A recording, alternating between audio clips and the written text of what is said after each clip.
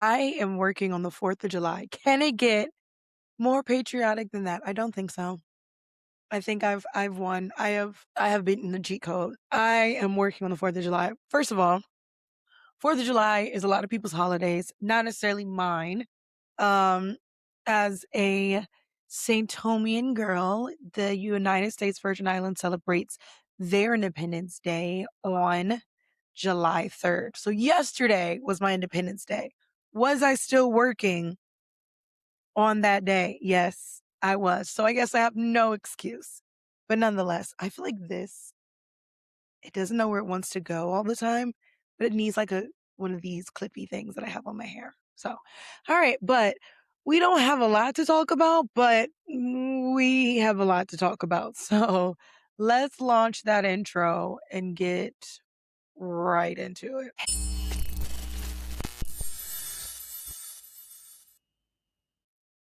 Quick pause, because if you love dark stories that don't flinch, Olympic War isn't a soft love story. It's violent, it's chosen, and it cost everything. Through war, betrayal, and survival, Moonstone fights for devotion that refuses to die. This is a Black, multicultural dystopian series about power, sacrifice, and what rises from the ashes. Olympic War and Phoenix War. Read them wherever books are sold.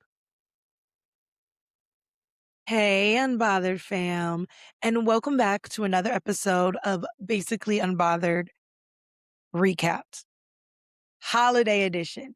I am, in fact, working on the 4th of July because I work on Sundays and Love Island comes out Friday night.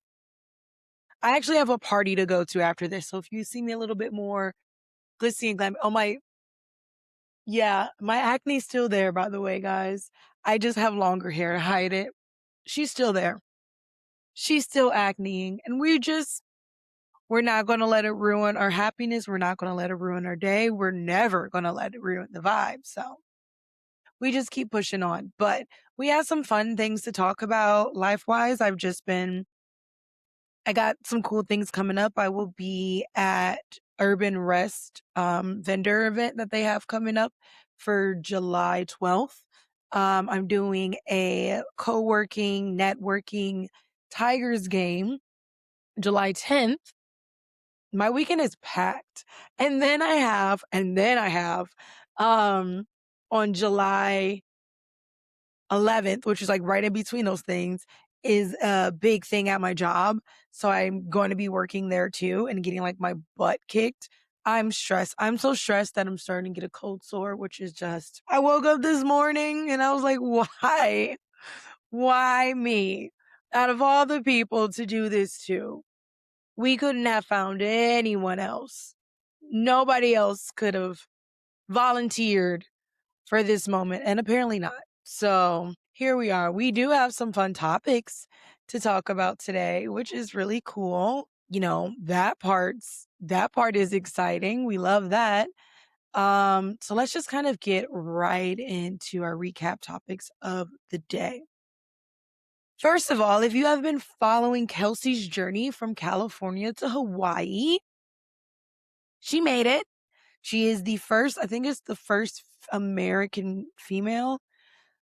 Kelsey, she set a solo rowing record. She is, yes, the first American woman to successfully complete a solo row from California to Hawaii. But it also says that she shattered the current woman's record of 86 days, 10 hours, and 5 minutes, but also broke the men's record of 52 days because she did the row in 43 days. Also, imagine living 43 days on a boat.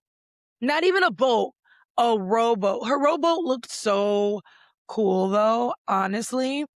It was like spaced up and she had all these things which she probably needed to like tell her direction, water, all that kind of stuff like that.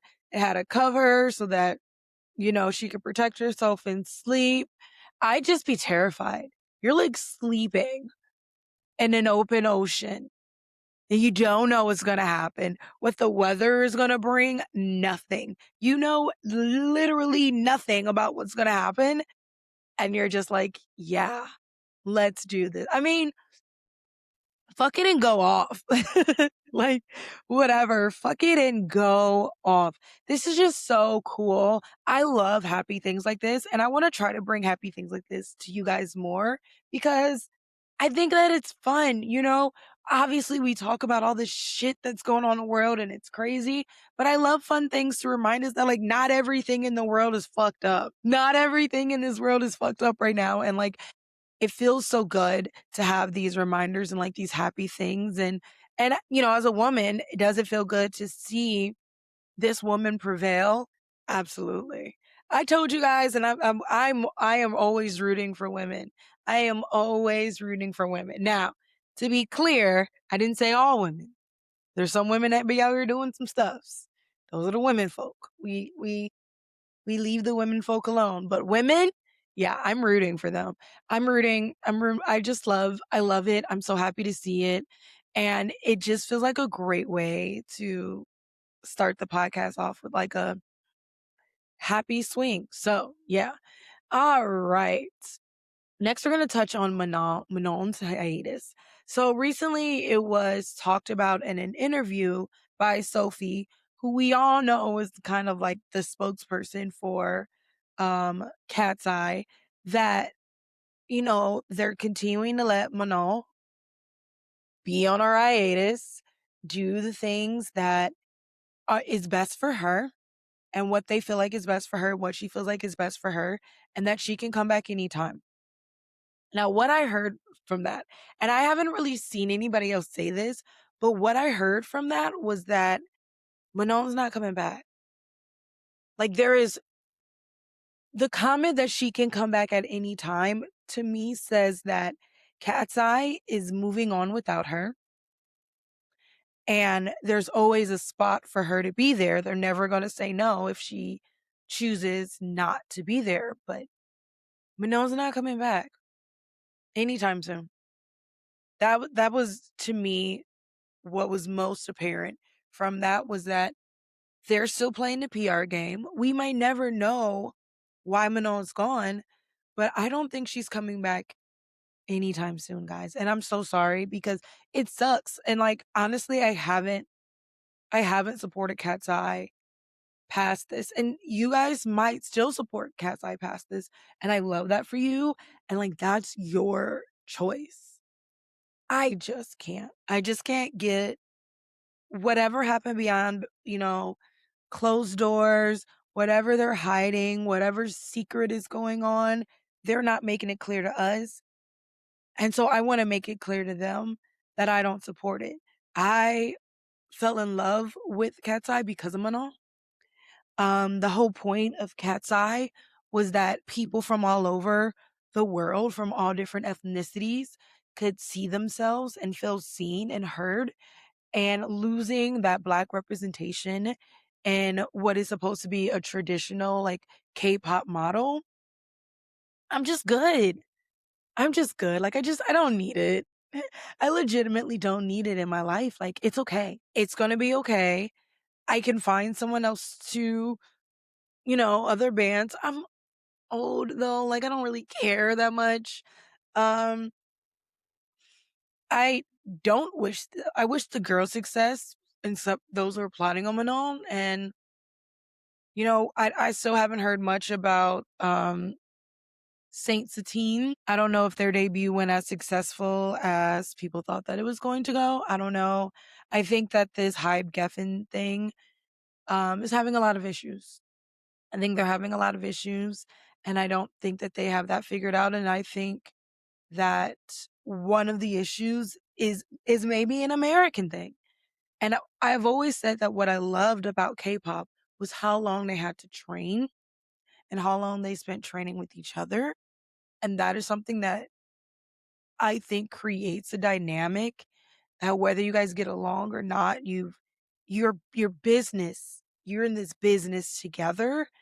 And maybe it's how they went about it. Maybe it's the process specifically that created a lot of this resentment. Because you've seen it in the show. There was a lot of resentment, a lot of individuality that was going on. And maybe it's because that process didn't spend a lot of time training and emphasizing and really doing that work. And, maybe it just created a system that just wasn't good enough anymore. I don't know what to tell you. It's just, they're not showing up the way that you would have expected this amazing project to show up. And I'm not saying that KATSEYE isn't amazing. KATSEYE is a great group. Um, but it's clear that they have issues and they've had issues for a long time. And getting rid of Manon is not going to be the solution to their issues. So that's my take on it. I don't really have much to say otherwise. Because I'm saving all my time for the Taylor Frankie Paul updates. So from what I've been gathering from the social sphere, it was potentially going to be a thing where the Bachelorette announced that they were going to release Taylor Frankie Paul's season. And from that, her exes decided that they wanted to make more phone calls to the police, child protective services, everything like that. Her ex, Tate, went and tried to file a restraining order against her, get a temporary restraining order against her, which was denied. Um, from what I've seen so far, this is about her wanting to check herself in, or her checking herself in for a week for mental health, which admire. I've done it myself. It doesn't mean anything other than you recognize that something's going on and you are okay, how do we fix this? Cool, great, we love this. So she did. And there was, I guess, a situation where he was upset that he wasn't let know specifically through her, or that he's losing his control over her too. Because once again, people, we're talking about men in the Mormon religion. And that is a whole different layer of misogyny than we are normally talking about on this podcast, right? We're talking about something that's like far, far beyond our normal scope of things. And so it's difficult. It is difficult because we can't, one, we don't know all these things, but two, we can't compare it to what would normally happen in society, because what is happening is that these men go through this religion where they're being told that they're the providers, they're the important ones, they're the ones that are going to speak up, and they're fighting up against a successful woman who has a mind of her own, who speaks what she wants, who lives how she lives, and they can't control her.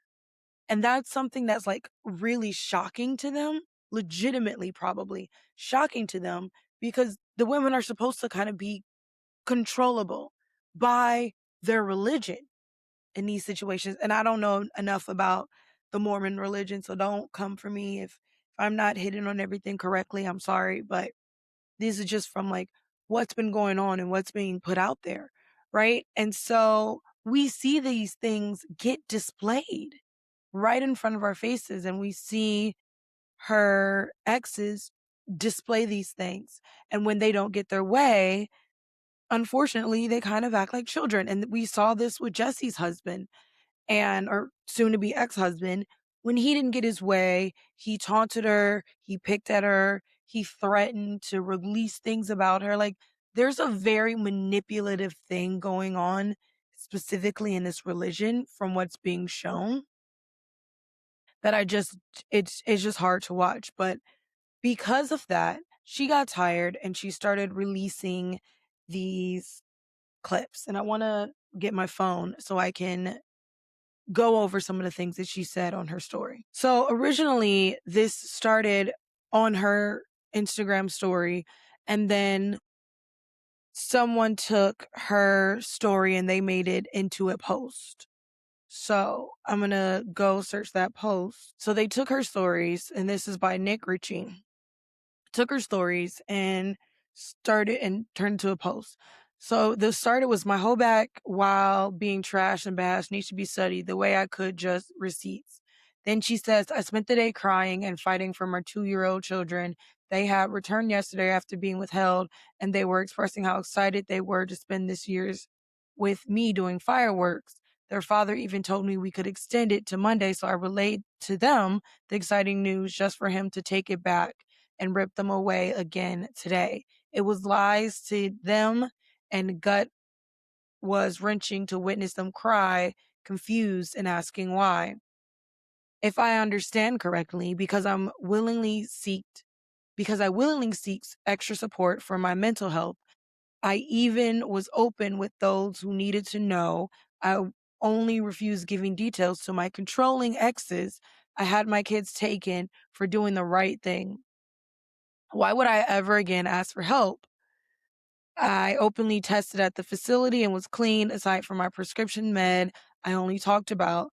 This is abuse by proxy. The second half of today, third party was needed for baby switch off, not on my end. Cops called me so they could come be that. I said yes. The officer was very kind. However, my body is traumatized by constant cop calls, CPS calls, visits, and new reports. Baby daddies claim it's for safety. Meanwhile, I have the children while they are out having fun, either on vacations or concerts. I'm always home recovering from this, trying to survive.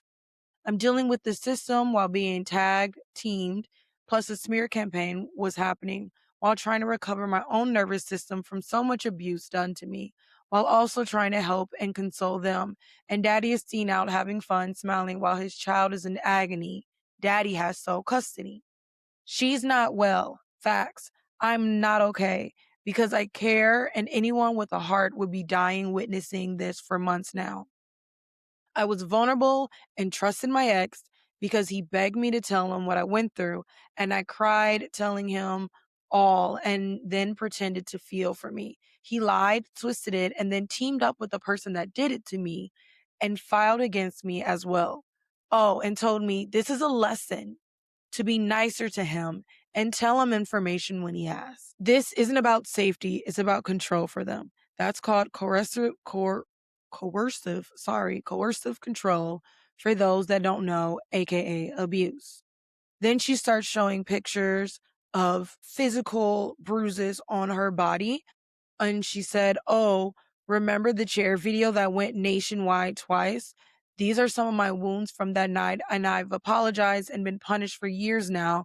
I don't condone any of it. I had just lost 2 babies and was being so gaslit and psychologically, emotionally, and physically abused. I peed my pants because I was terrified, and I was the one screaming for help. I've had this pic for years, and I was later told his phone hit my daughter, not the chair, way after I admitted to it all. I've been so lied to on this. I don't know. I don't IDK even know anymore." So what she was referring to is she's referring to the situation where we all saw it on video. I've talked about it on a podcast several times. I've had guests on the podcast to talk about it. We see the video of her literally having a mental breakdown, and she throws the chair, and she's throwing chairs at Dakota. And it was accused of her that a chair being thrown while Dakota was moving closer to her daughter, by the way, hit her daughter. And that is where the child abuse things came from. So now she's saying that after she admitted to it and everything like that, she was told that it actually wasn't her who hit her daughter. It was Dakota's phone. And it's interesting because if you do watch that video again, there is a very long pause between when the chair's being thrown and when the crying starts to happen. So I found that to be very interesting indeed to me. She said, "Oh, and Tate actually took this picture, which is a picture of her bruises. So he knew what was going on." There's another picture from March 18th, 2025. It says, "Planned his first birthday by myself with bite marks on back and smiled through per usual." And it shows the marks. There's another one with looks like scratch marks and grab marks. 3 months pregnant here and scared to ask for help because I was always reminded I'd go to jail if I told anyone. I got in trouble for getting ready. PP tried to scare me with court watching in this dress. The text message says, Good with you. I desire to be a good man and a good husband and a father one day, especially even to your kids. And yet you are out posting bullshit posts about the Book of Mormon, mocking the very thing you believe in with your tits bulging out. Like, do you want to work towards changing your life for the better? Like, your court isn't even over and you live in literally the Mormon capital of the world. You don't think they all watch your every videos? And her response was, yeah, there you go, trying to control me. My bad for, and we don't see the rest. There's another one that says, I just had a baby and was providing and protecting per usual. My smart mouth is what got me in trouble too. The text message from where I'm guessing is Dakota says, when you're done editing your video with your tits out, can you help watch him? Her response was, I'm editing a work post, asshole. Some of us work. He said, Kay, when you're done. And then she said, so you can watch him while I work since I have goddamn bills to pay and 3 fucking kids to support since the men around me all suck, asshole. And then the last one was, I'm tired and fed up. My eyes are swollen from crying for my kids all day and night. Don't really care what I shouldn't post. Done protecting them as they are still torturing me at my lowest. The mother of their children, weak ass men that lost control of me and didn't like it. One even told me he wants me to be the mother of all his kids, even if not together. I'm exhausted all around and hope the courts see what they really are. That was just scratching the surface of what I've been through. We all know I'm a big advocate for women's safety and against domestic abuse. I have my own story. The first part is out right now. The second part comes out on Wednesday about my own abuse that I've experienced in my life. And some people are gonna be like, oh, you're only saying this because you have abuse. So the fuck what? I grew up around abuse and I've been advocating against it ever since. And the like studies that show what happens to women when they grow up around abuse and how more than not they get caught up in that cycle as well is fucking insane. So feel how you want to feel, I guess. Live your best life, I guess. That's not for me to judge. But I call this out from day one, and other creators and people who have experienced abuse have called this out from day one. And it's really sad to see that, like, there was still silencing going on in this situation. And, like, that's hard to see. And, I think that Taylor Frankie Paul is at her best when she's living an open, authentic life. And I think that maybe with the Secret Life of Mormon Wives, that may have felt less available to her because reality TV isn't always real. And it's often about the storyline and everything like that, and less about, the reality of it all sometimes. And things get twisted and turned. And her having to be silent while experiencing this abuse could have only been, just watching her friends come for her, potentially family, the whole internet, and she still held on to this advice and had to be silent. I think that's one of the reasons why she suffered. I run into this myself. I cannot be a person that suffers in silence. I just can't. It truly fucks with my mental state.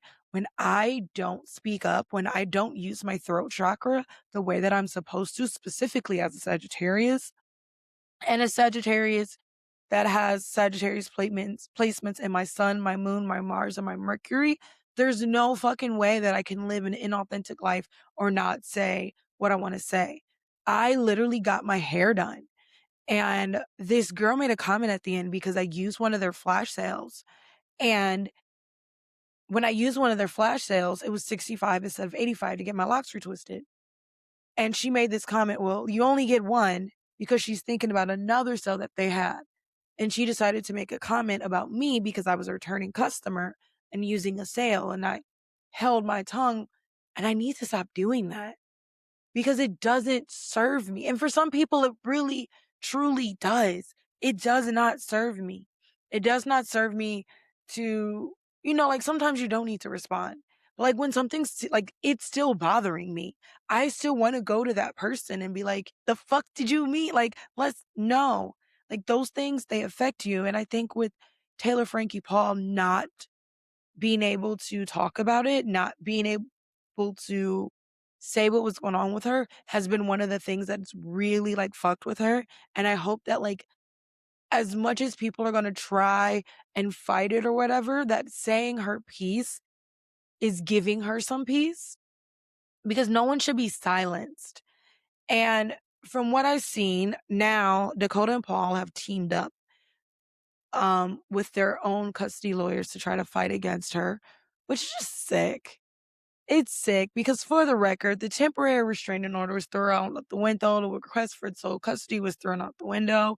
How many more times do these menfolk get to try to break her down for legitimately no reason? Like, how many more times? How many more times do you want to take shots at her when she, like what she said, is just, she got a house and what she's posting about is driving a golf cart. Like, her content is mostly her driving a golf cart. And y'all are still mad. Like, what do you want from her?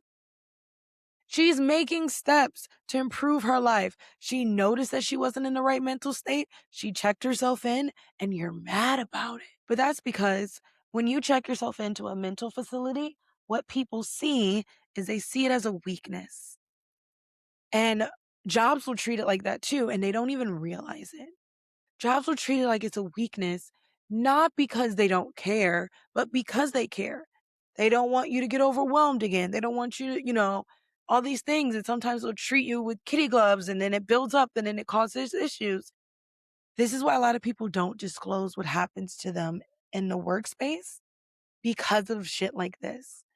And she's like, again, an example of what happens when you speak your truth. She's speaking her truth and she's telling people what's going on and she's trying to do what's best for her and people are still trying to bring her down. I've experienced it. I've experienced it when I started healing. When I started healing, people were angry. People were pissed. People didn't like my personality. I was changing up. Why are you acting this way? And it was like, whatever we were doing back then, I legitimately don't want to do anymore. Whatever way we were living our lives back then, I don't want to live my life like that. Like, I just can't. I can't live in a place where that's my energy. And that feels like where Taylor Frankie Paul is now. And it's so disgusting that these are supposed to be, whether or not you're together or whatever, these are supposed to be the men championing her because she is the mother of their kids. And what is good for her is good for their kids. We see that they don't know how to do it. We see that instead what they're doing is participating in coercive control and trying to make sure that they still have access to her, they still have power over her, and they still have control over her. Because what the world fucking hates more than anything else is a woman with power. And I've said it before and I'll say it again. And I don't care how many times, whatever, you can get angry, clip it, get pissed off. I don't give a shit. What the world hates more than anything else and anything else is a woman with power. Get mad about it all you want. But this is what we're seeing. There's a woman who makes more money than both of these men who has power, has control, and they can't beat her there. So they beat her emotionally. And they take away her opportunities and they're taking away ways for her to continue to grow or keep her power. They're taking away her friendships. That's the thing that happens quite often. They take away her friendships. They badmouth her to them and they talk shit about them. And then they put things in her head like, these aren't good friends for you. They continue to do that over and over again until they break you down so that you are nothing but something for them to mold. It's the worst thing ever. I hate seeing it. And this is the like fight against the patriarchy that like I'm talking about. You guys may think I'm talking about like random shit when I talk about the menfolk, but like these are some of the big things that we really need to wake our eyes up to because it's insane. I send love and hope and positive energy towards her way. I hope this situation works it out. I hate seeing people struggle this way. It really, truly upsets me. It makes me sad. So, quick question. Have you ever opened your to do list, looked it dead in the face, and then immediately decided that reorganizing your desktop, deep diving on YouTube, or starting a completely unrelated side quest was actually the better life choice? Yeah, same. And that's exactly why this week on Basically Unbothered, we're talking about something that doesn't yell at you to wake up at 5 a.m. or just be more disciplined like some productivity drill sergeant. We're talking about A Pinch of Productivity, the secret sauce for motivation by Don Turner. Because instead of shaming you into being productive, it gives you the pinch framework: pressure, interest, novelty, challenge, and humor. Translation: you're not lazy, your brain is just bored.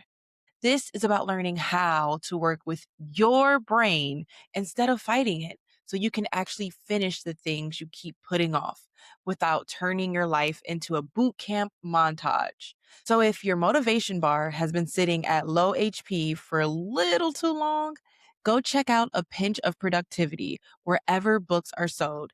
And maybe, just maybe, we'll finally finish one task before starting 5 new ones.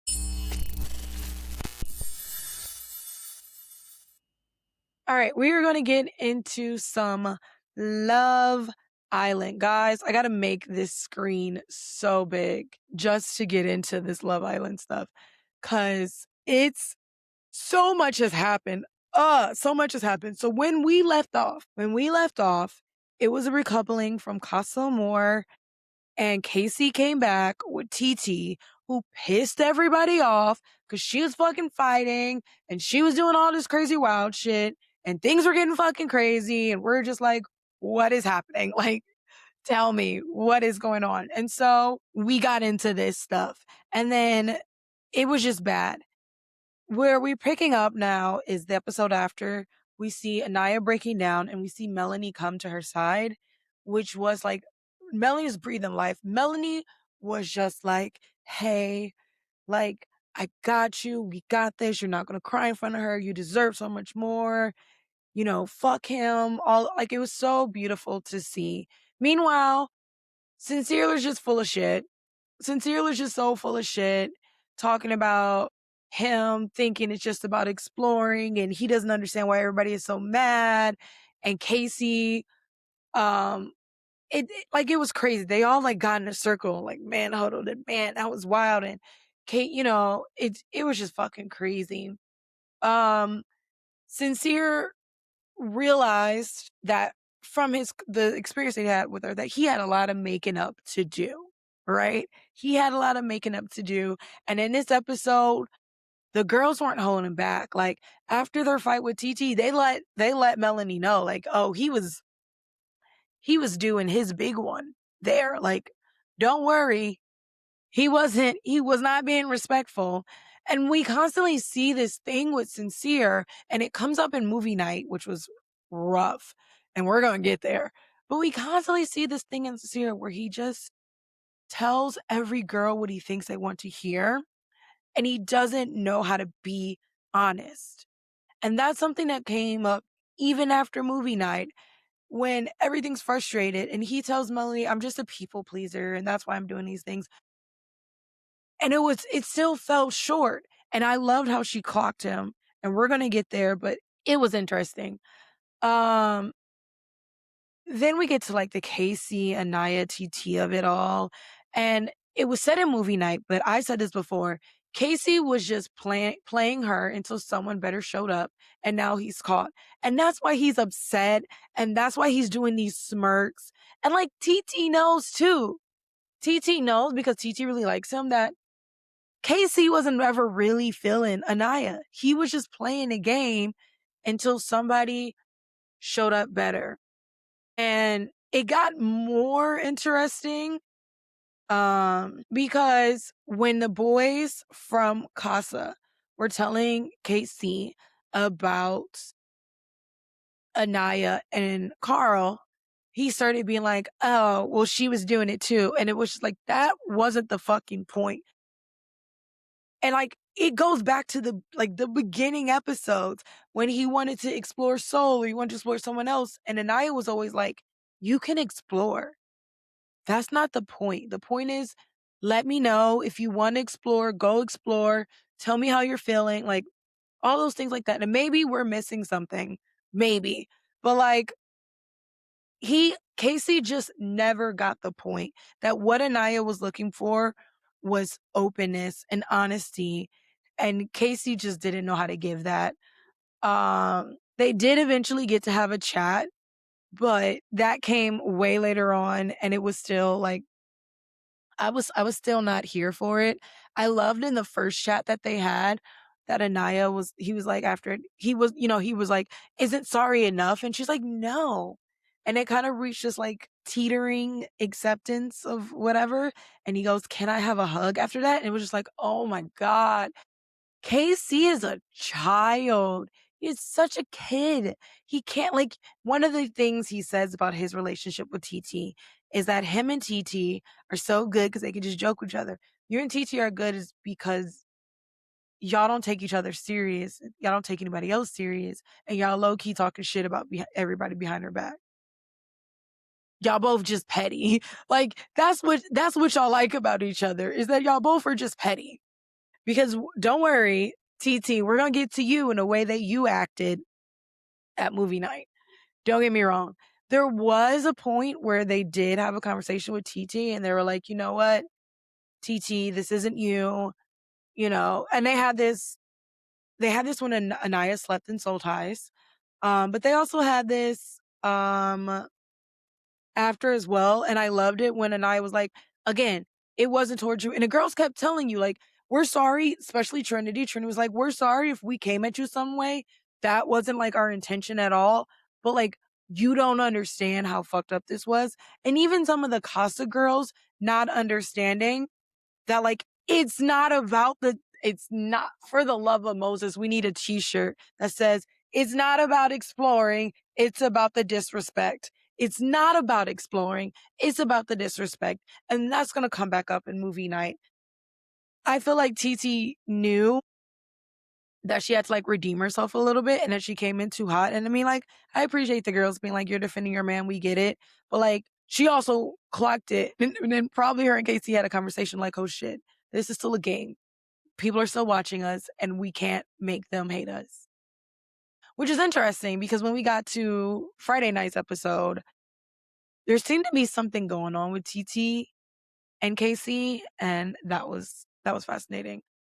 Now when Sincere kind of talks to Melanie after the Casa Amor, and he can just start to see that she's not feeling it and like what he's been saying to her isn't working anymore because from what she said at the recoupling is what she stood on. And so he comes to her and he tries to talk to her and he has these conversations and he's like, I wanted to have the full Casa Amor experience and blah, blah, blah, blah, blah. This is something that Zach said to Kata as well. And it's a societal thing. By the way, watching this show makes me want to like I love psychology, but it also makes me want to study sociology more because it's so fascinating. It's a societal thing. What we're seeing happening is a societal thing. It's this thing where they're talking about, and I don't actually, some of you may be like, oh, that was just bullshit. I don't think it's bullshit. I think it's real. It's a societal thing where what we're doing is we're hearing these men and they talk about how they were with their boys and they were trying to get hyped up. I mean, that was like from Casey and Corbin, disgusting all the way through. It was so fucking confusing. And them being like, man, I was just with my boys. But Sincere and Zach, they weren't like shit talking. But when they were saying that they really felt like they had to do the experience, I get that because that's the point, right? Like Casa Amor is supposed to be this big thing and you get sucked up into it and you have to feel like you do the experience. And that's why I don't like Casa Amor because it's set up to kind of fuck everybody over. And this, like, there has to be a better situation for us to test these connections and Casa more. I also don't like the concept that testing the connections mean you have to talk to other people or make out with other people or potentially sleep with other people to know that this girl is the one. I've said this so many times and I stand 10 toes down on it. If you didn't know I was the one before you lost me, I don't give a fuck how you feel when you're trying to get me back. If you let me go and didn't realize how good I was when I was with you, dude, like there's no test. I don't need to be tested to know if I like someone or not. And maybe this is a younger thing, maybe it's a younger societal thing. I don't need to be tested to know if I like someone. I just like them. I don't need other people to be in my face challenging it. No. And I get that this is all supposed to be an experiment and you're supposed to try. But what Kata said, you can do it in a really like positive way and in a way that's not disrespectful. And I don't think that the men in Casa really had the tools to understand what that looked like. And that's a conversation about greater society. So, that's a conversation about greater society because they didn't have the tools to understand that you don't have to be a dog. Like, it's okay. Like, you don't get cookies or bonus stars for dogging women. Like, that's not how it works. So kind of seeing them come to that was really beautiful. But also, having Sincere say he wanted to protect Amore's experience in the Casa Amor, but he wanted to protect her experience over Melanie's heart was just it was wild to me. What do you mean? Like that's the part. Maybe that is part of the people pleasing in him where he feels like he has to make these women feel like special, but you don't.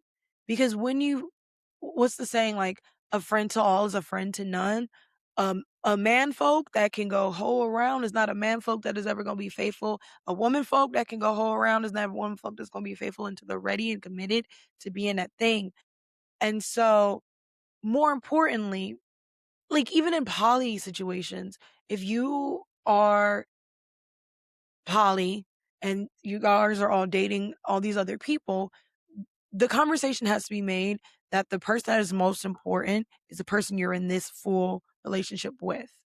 So you could have helped more, but you don't, or like protected a more experience or let a more have a good experience, but you didn't have to do it at the expense of Melanie. And like that's the part that I don't think that they're like clocking. I don't think they're understanding. You can do these things, but not at the expense of a person that you say that you care about. Because then you don't really care. You don't. You're doing all of these things, saying that you care about these people, but you don't. Because you're putting other people's feelings, other people's whatever before yours. Yeah, I get it. You want to like give everybody a chance and not make them feel like they're having a bad experience. But where do you draw a line of how it affects the person that you're with? So that was kind of like my big thing there. Then I made a random comment about men hyping themselves up to disrespect women and women just caring about each other's feelings. That was something that I noticed while we were having these post Casa More conversations, is that the men were like getting each other's head and yeah, you're right. Yeah, you're right, man. She was doing this and she was doing that too. And the women are just like, hey, we're so sorry. We didn't mean to hurt your feelings. Hey, let's have a talk. Like was again a very glaring sign of how these two friendships work. And one of the things that I'm going to talk about, or just want to say, like in the whole Casa Amor experience, or the whole recoupling thing that they had to do with the least compatible couple on Friday night's episode, when Corbin called out the way that Sincere was doing, that's the way that your friend should hold you accountable. You're not supposed to be always hyping your friends up on their wrongs. You are still going to hold your friends accountable when they're fucking up. Now, when they just do something silly that you don't agree with, mind your fucking business. But when they're really fucking up, and like that's something that was lacking in the Casey Corbin situation, they were just hyping themselves up about the disrespect that they did to these women instead of having someone be like, hey, this is important. That being said, one person did come and put their feet to the fire, and that was Meg the Stallion. Y'all know I'm not a huge Meg the Stallion fan. I don't know. It's just me. Like there's no hate. There's no hate. I don't hate her. I think she's beautiful. I think she's amazing. Just not my vibe. But the way that she came into this villa, everything. The challenges were like, I saw somebody post about how like it was weird that the men were getting so excited to cake the women. And some of the comments were some of the girls were giving it to them. And it was fucking hilarious. When they were calling out because they had to cake each other and the girls had the icing cream. That shit was funny as fuck. But the most important thing that I got from that, other than the girls, like the girls were being girls, and the guys were just being haters. In this scenario,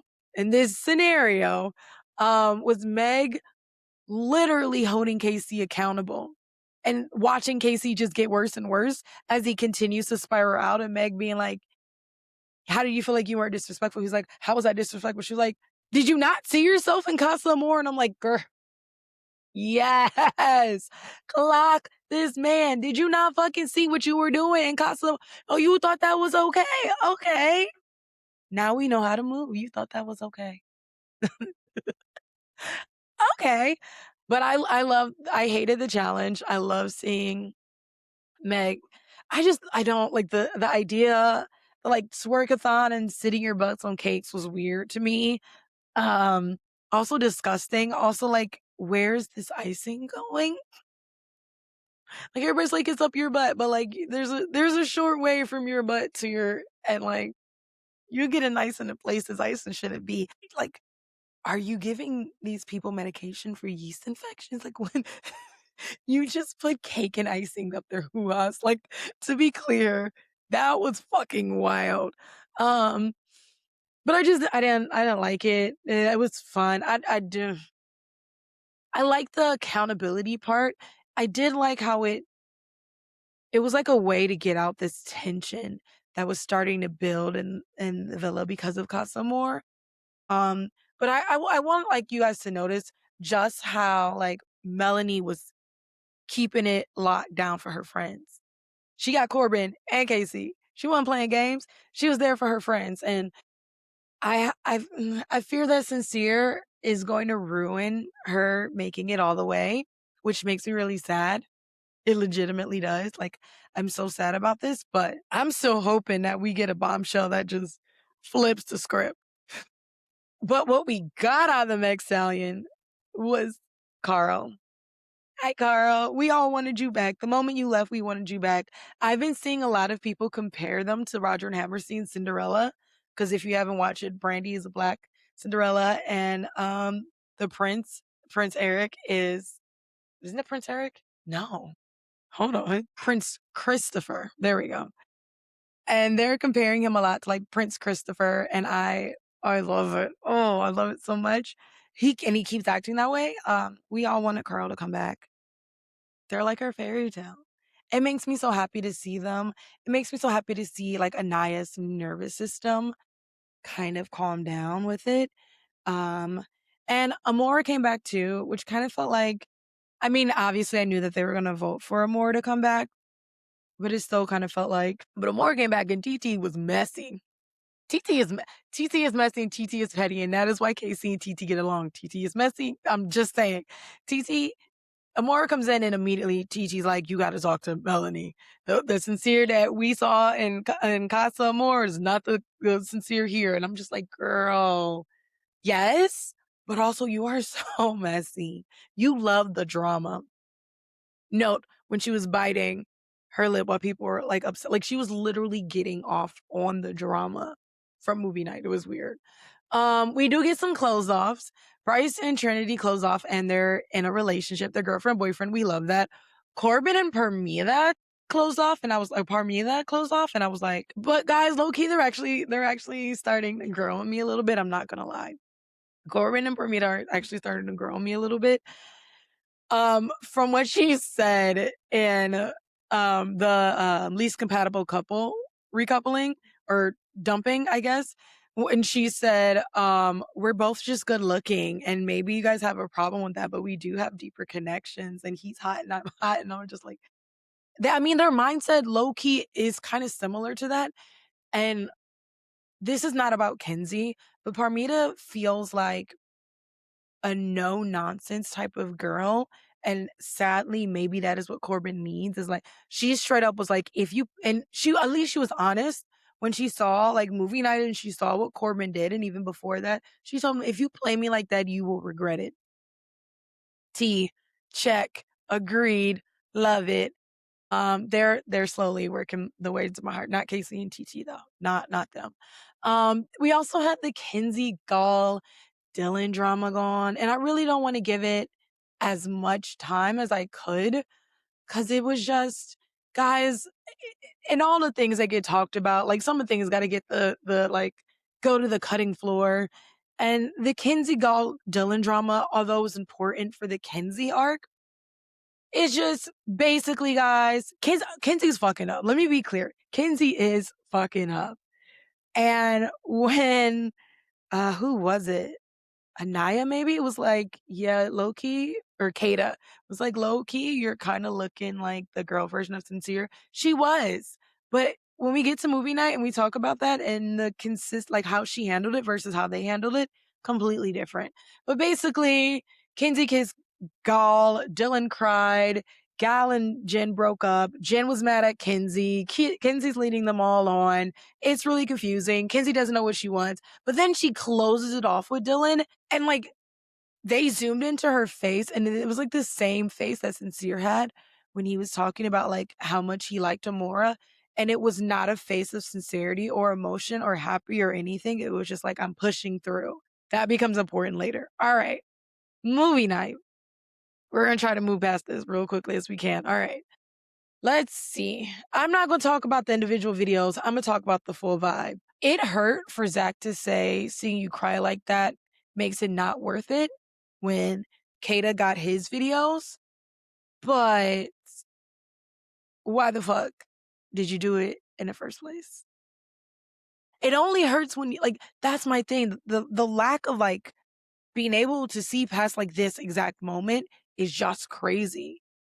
Like the inability to imagine what your partner's going to feel if you do this action is just wild.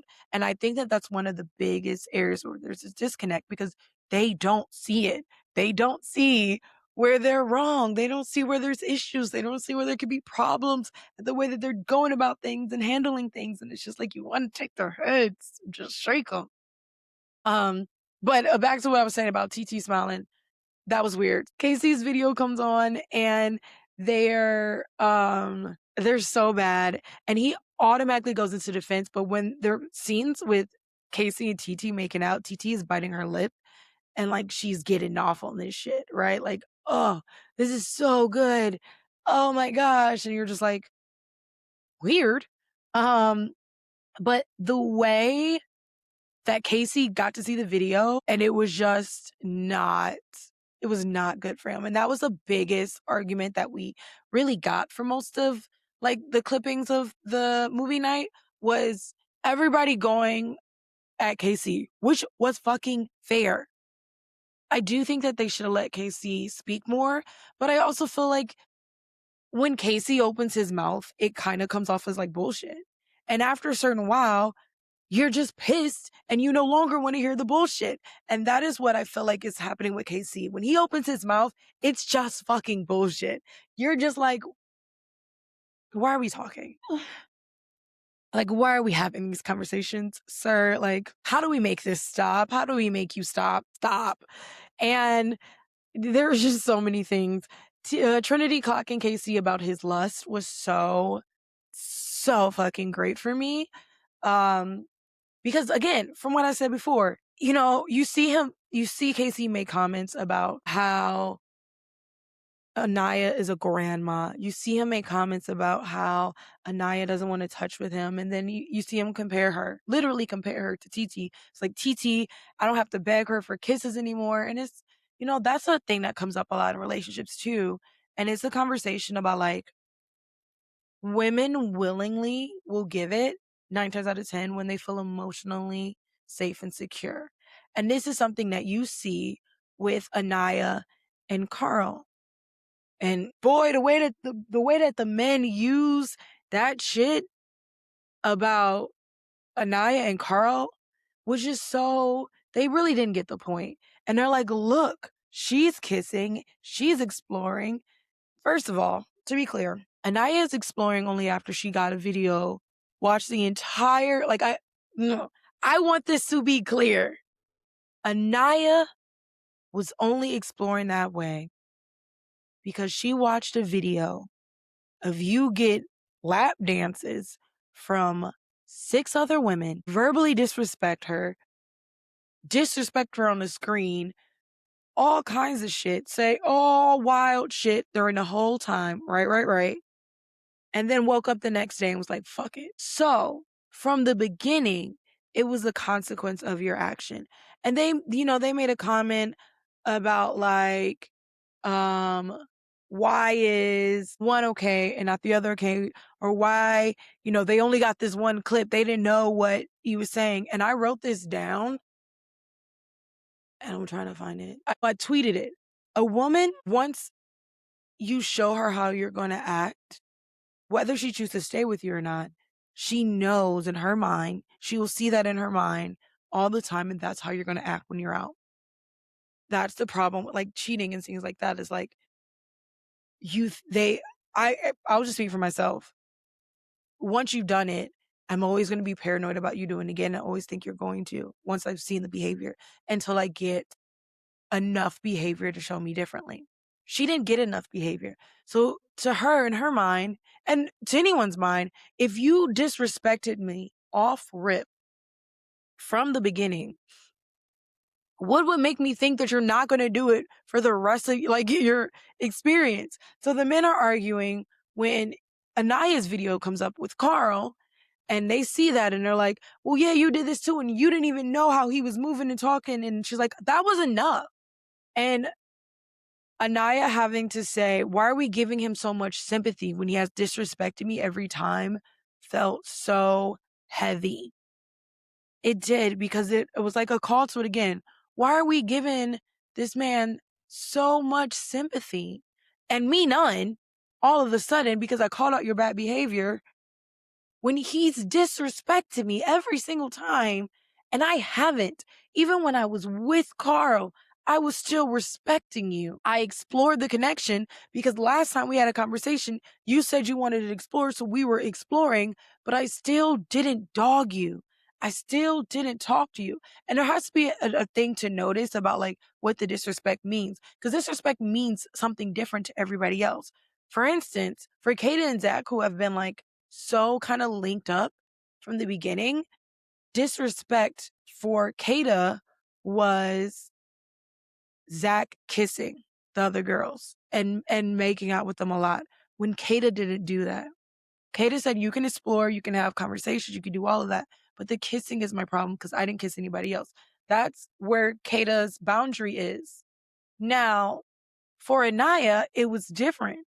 It was less about the kissing, and this came from the beginning episodes, and more about the conversations and the way that Casey went about it and the disrespectful ways that he treated her and the things that he said.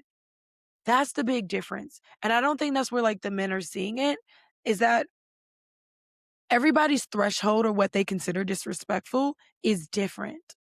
And trying to think that the kissing was the disrespectful part without actually listening to these women speak was the frustrating part. Because the women are telling you it was about the way that he talked. And the men are just like, no. And you feel like they're talking to, like, that's why I feel like that's why they yelled at Casey a lot, because they felt like they were talking to a brick wall. Like, we're telling you why it's disrespectful and you're just not listening.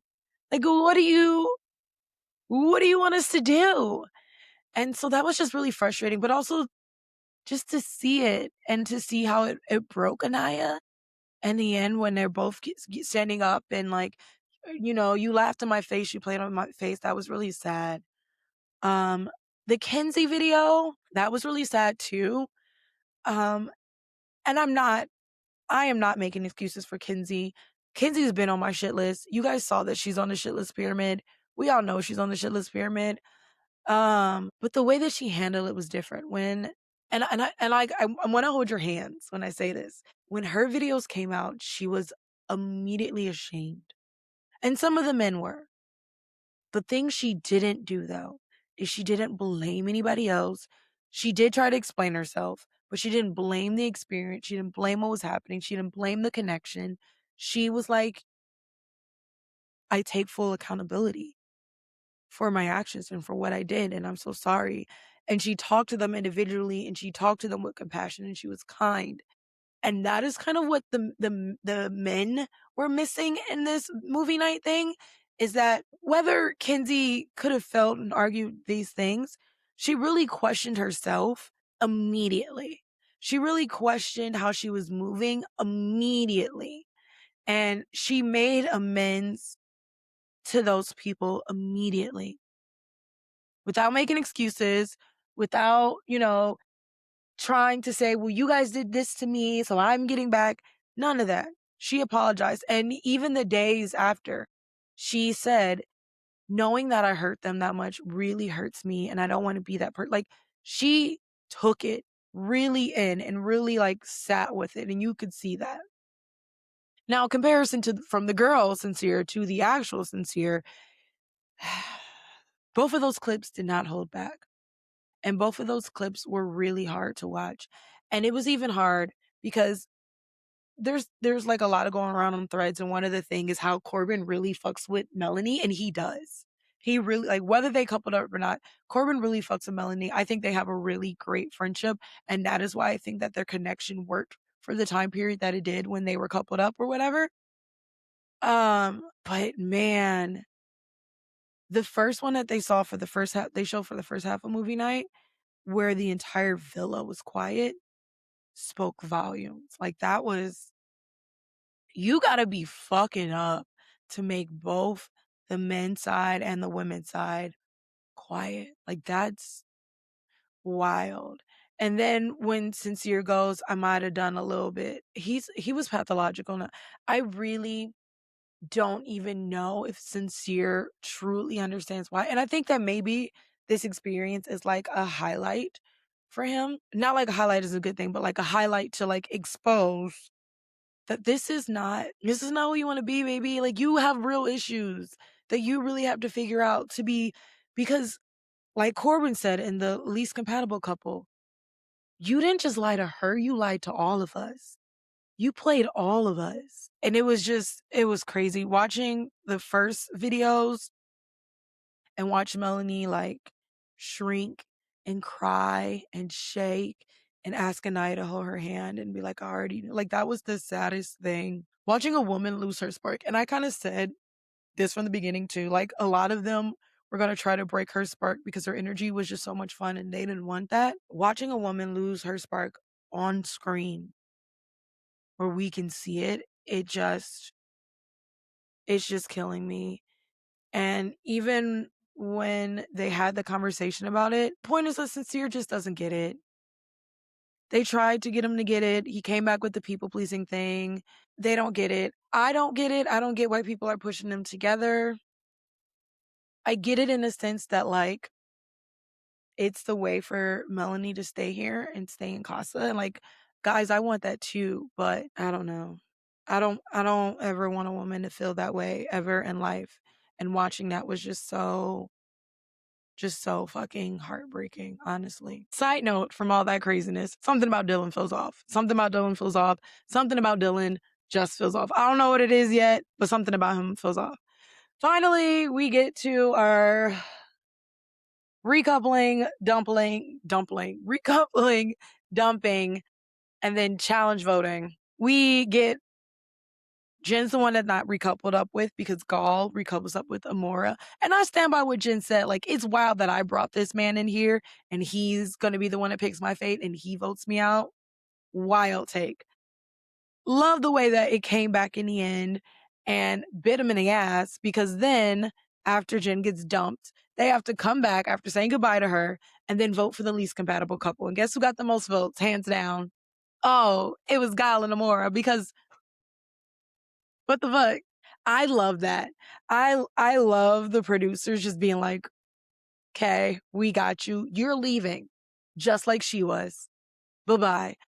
A lot of people are talking about Melanie putting it in Kinsey, and I really do like how Parmita was checking her as a friend, as a woman, how Corbin was checking her as a friend, as a woman, how other people were, you know, people voted for Sincere and Melanie because of the relationship, because they care about Melanie, because they think she deserves better.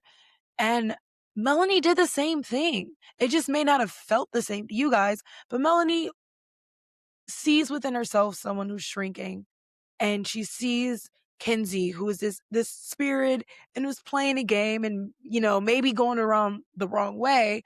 But because she went about the wrong way, Kinsey automatically is being like, I'm just going to attach myself to Dylan. And they don't feel like a compatible couple, honestly. Her and Corbin felt more compatible than her and Dylan do. And Melanie was right. Like, you shouldn't have closed off. You should be more honest about the way that you're moving, but you shouldn't have closed off because we don't think that he's a one for you. I think you're just settling. And that was fucking real. That was a fucking friend for doing that. I have to say, as much as I do hate Parmita and Corbin, they really are kind of good together. They really do kind of make sense. I don't like how Corbin went about it at all. They do make sense. I love that Corbin's statement to Sincere, though, was that Sincere broke the trust for all of them. And Sincere's so focused on Melanie, obviously, but he's not seeing a bigger picture. He didn't just lie to Melanie. He lied to all of them. He broke the trust of all of them, and they're all supposed to be friends there. And what you did was cataclysmic to the entire environment, right? What you did didn't just affect you. It affected this entire environment that we're in. And I respected that so much. I respected Parmita for saying, I love you, girl, you deserve better. The way that he was doing you was wrong. Nobody deserves to be treated that way. I agree with people who voted for Kinsey and Dylan. Honestly, I like Kinsey, but Kinsey can go. She hasn't found a connection there. I don't know if they're bringing any more bombshells at this point. It's kind of crazy. It'd be nice to see that on Sunday. It's kind of crazy. I agree with most of the things that said. I love how everybody was looking out for Melanie. I do know that obviously there are going to be issues now. Was it sad to see Caleb and I don't even know. I don't even remember her name. Jaden. That's the point. They were nothing. They were their screen time was so minimal that the only screen time they got is when they fought. And everybody's kind of confused because we never even saw anything leading up to the fight. So we're all just so we're mad. Okay. So we're not mad. Okay. So seeing them go, I get it. Gal and Amora, y'all already knew. That was the take, guys. It's the 4th of July. I'm trying to enjoy the 4th of July. Next week, I am not going to be able to cover Friday night's episode with you all, and I'm so sorry. So next week is going to be Sunday night's episode, which have already happened for you here listening to this, Tuesday and Thursdays. And I'm not going to be able to cover, I'm missing something, Sunday, Monday, Tuesday, Thursday. You guys are getting, I'm not going to be doing Friday like I normally do. So I'm so sorry, but it's because my life is kind of crazy. I didn't even want to know if I wanted to do this today. I almost didn't watch the episode. I was going to come to you guys and be like, I love you, but my mental health comes first. It does, but c'est la vie. Thank you guys so much. I hope that we get Melanie, in here still, but I hope we get her better love interest. Thank you guys for listening, and I will see you guys next time. Bye. Gabby Gabs Podcast.